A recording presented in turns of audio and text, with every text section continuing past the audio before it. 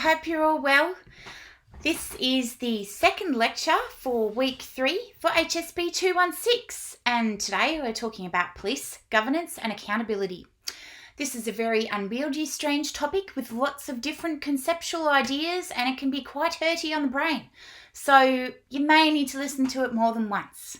Having said that, I'm going to try and make it accessible as possible because it can be, I think it can be done. It just maybe not riveting as such.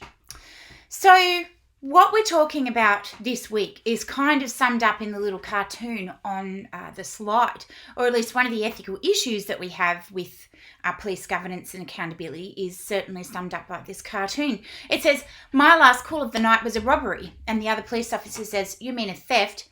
And the officer says again, "No, I mean a robbery." And the other officer says again, "After I misrepresent our stats in CompStat, it's definitely a theft." So CompStat is one of the police software packages that they use to record statistics on policing work and the different elements of it. And they do that in order to then put numbers into ongoing annual reports and tell the public as well as funding bodies like the government about the work they do and how they do it and how successful they've been. Now, it's a great idea, and it's something that all police organisations have really, well, they haven't embraced it hugely. In Australia they have, but in other jurisdictions not so much.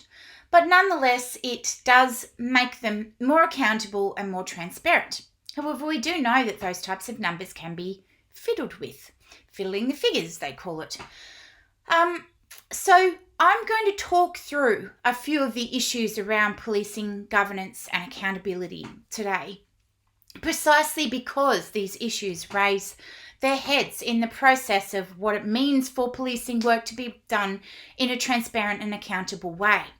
What I'm hoping that you get out of this is that you think about why police accountability is important, what it actually means, understand the different theories of it, and that'll pretty much do it, because I think by that point you'll have a headache. So this topic is really important because of what Morby talks about. Lovely little quote from the work of Newburn and Nehrude. "A police service which is accepted by the policed as in the public, as just and rightful, is more likely to have positive relations with communities and more likely to secure the cooperation and consent of citizens. This in itself can contribute to the effectiveness of policing." So I think, and a lot of other academic scholars argue, and not even academic scholars argue, that police accountability is absolutely imperative because it relates to police legitimacy, and that then affects public confidence in police and the effectiveness of policing.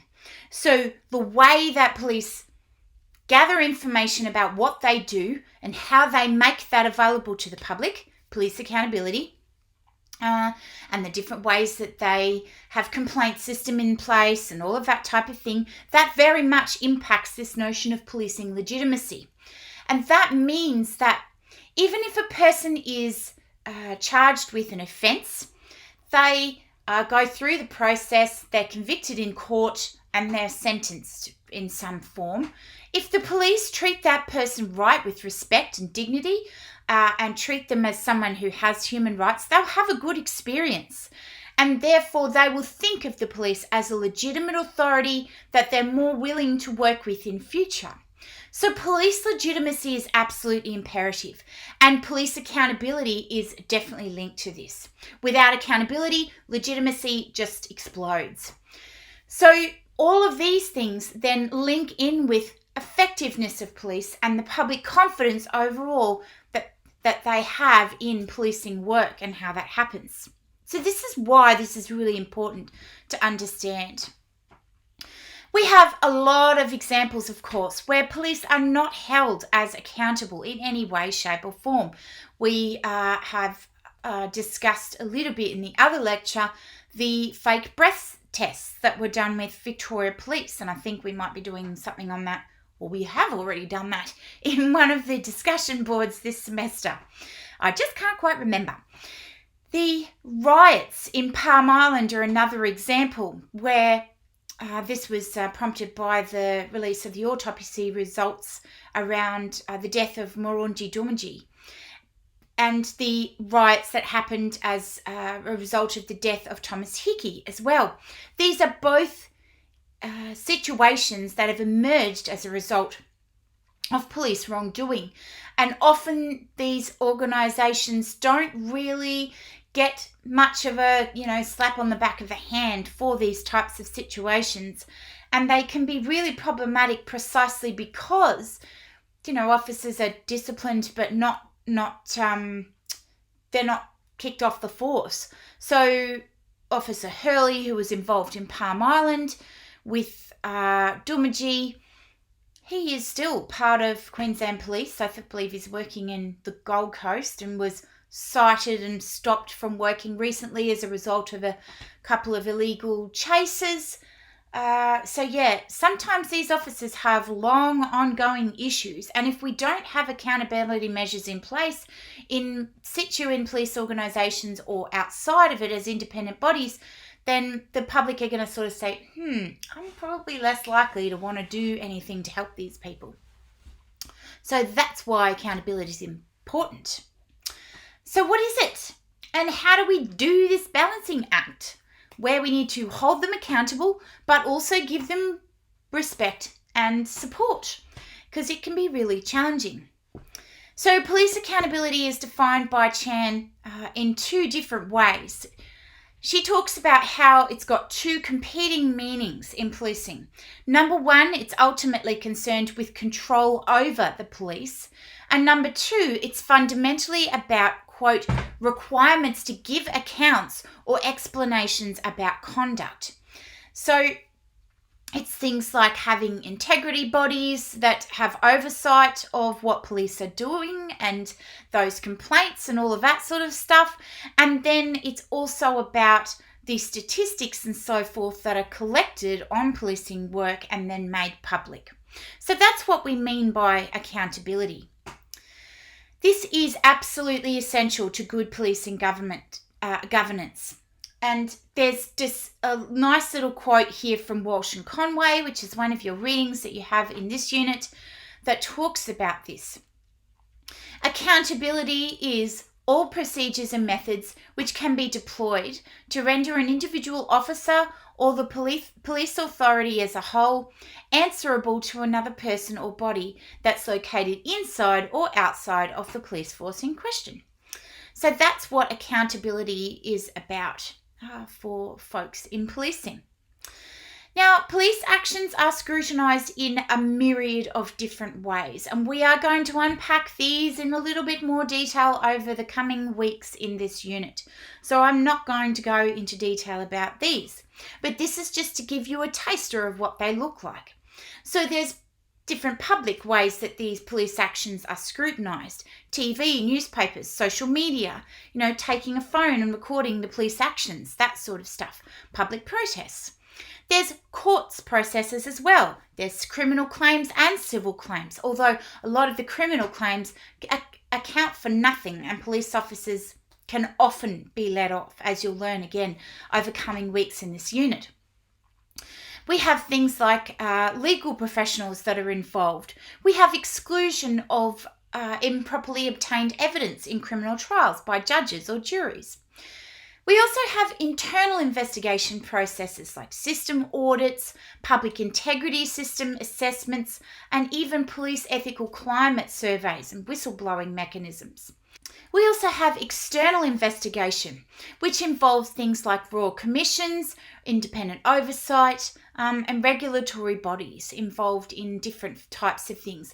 There's also things like integrity testing, secret shopper thing, where a person walks into the admin building of a police station and then sees how things go, even though they don't have a real police complaint to file, so that they can assess the level of public service that they get. So all of these things are different ways that police actions are scrutinised. Why is this important? Because we have this thing, just like the dark figure of crime, called the dark figure of police accountability. We have a lot of police data that tells us about what police do and how they do it, But we still have situations like this one that I've put on the slide. And I'm just going to use a quote from the work of Smith for this. So Smith says, during the 1990s, there was an increase in the number of officers convicted of criminal offences, other than traffic offences. From 35 in 1992 to 65 in 1998. But the number remains small when compared with the approximately 35,000 complaints against police recorded per annum, or the 1,367 people awarded damages for police wrongdoing after a civil action was settled or won. And I've actually got some other more recent examples that I've found that I'm going to be using. I think it's in week 6 or 7 for 216, where they talk about these types of things in little videos. The number of police officers that are actually sacked from a police organisation is staggeringly low when we look at the numbers of officers that are actually engaged in different forms of misconduct, which come about as a result of, a whole range of different factors. But the reality is, when someone makes a complaint, there might be hundreds of thousands, tens of thousands of complaints that actually are recorded, but the number of officers that are sacked from that organisation as a result of that 10,000 complaints is 2. So it's pretty challenging stuff. This is why police accountability is really, really important. So Jones talks about 2 forms of police accountability in particular, and I'm going to talk about these a bit now. Number 1 involves the individual police agent or officer. There are legal rules or complaint mechanisms that are related to their daily work. This involves line managers, and it also involves courts, which review the exercise of police powers, looks at how police duties are discharged or ignored. But that's not to say that things can't be manipulated at that individual level. And we've got quite a lot of evidence now to suggest, for example, that police, body-worn cameras can be manipulated. So they might have their camera there. The police organisation might stipulate that it automatically turns on as soon as the officer puts on the vest, and that the officer can't turn it off. However, there is the capacity for the officer, using their discretion, to download the files from that camera at the end of the day and choose what is uploaded and what is not. So there are serious issues that are raised about the ways that individual officers can be involved in these forms of accountability. Another one is an example from my own work that I've got on this slide here. It says, I got a $125 fine for telling a copper that they looked hot in their uniform. So the officer was standing on the corner. The person I interviewed was sitting in a car, and he noted how it was a straight male copper that he told looked hot in his uniform. The officer said that that was insulting to him. And in order to punish this young person for saying this, and he was 18 at the time, he gave him a fine and wrote that fine out on the basis that the young person had limbs protruding from the vehicle when he was in the car. But in the interview room, the officer actually said to him, I can't give you a fine because what you said to me offended me. So that's why I'm giving you this fine instead. So they were genuinely manipulating the processes of policing in order to punish somebody who actually wasn't guilty of any crime whatsoever. And of course, that young person tore the fine up, and then there was a warrant issued for his arrest as a result of that. So there are substantial ways that individual officers can not be accountable for their actions. And sometimes the legal rules and complaint mechanisms just don't really lead to any outcomes. The second way that policing accountability can happen is through the police organisations. And this is in the form of policies which are focused on priorities for police, resource allocation for police, and policing styles. So how much do a police organisation, for instance, engage in community policing or collaboration with a particular partner? All of these things can be stipulated, and the police processes can be made more accountable through police organisations themselves. We also have constitutional and institutional frameworks which are meant to help monitor and frame policing the police. And this is what police governance is. These different frameworks, be they policy frameworks within the organisation or external frameworks like the UN human rights frameworks that we have internationally, all of these things contribute to policing accountability and are different ways that we can do it. But police accountability is actually more complex than that. There are individual and organisational accountabilities that can't really rely on one or the other, and they intersect and complement each other in different ways. So we can't just have individual accountability and we can't just have organisational accountability. It's the enmeshing of those two things which make police organisations more accountable. But these structures are also determined by a sovereign state and a political regime. And some states and political regimes are not what we would consider accountable in the first instance. So the Northern Ireland Police Organisation is focused on human rights because their policies and their whole code of conduct are driven by international human rights frameworks. Whereas I know that there are police organisations in Africa that don't give two hoots about human rights so much, and they do not inform the way that they work with human rights frameworks. So in totalitarian police states like that, police are a tool of the government that are empowered to exercise authoritative control over their citizens. And they can walk up to somebody's front door, open it and shoot their family because they have that power. So there's a significant absence of policing by consent, and this influences what we know to be police accountability. Most importantly, they're also accountable to communities that they police and the state that they work for, but the ways in which that happens can be very hit and miss. So one jurisdiction might be really accountable in those ways, whereas another jurisdiction doesn't really care and doesn't report back to the state in terms of the work that they do. So there's a broader web of accountability then. We've got the commissioner, the watchdog function of the media. We've got little apps on our phones now that we can stand outside, and if we see something going on with police, we can actually record it on our phones, upload it live to a server where police don't have any control over it, and an external integrity body can investigate what they see, which I think is actually quite good in terms of robust, rigorous police accountability processes. We have public service structures that supervise police departments. We have institutions like integrity bodies or ombudsmans that review public sector organisations like IBAC in Victoria or the Crime and Misconduct Commission in Queensland. We have internal investigations within police organisations like Abacus at Tasmania Police. And we have, of course, interrelations between internal and external.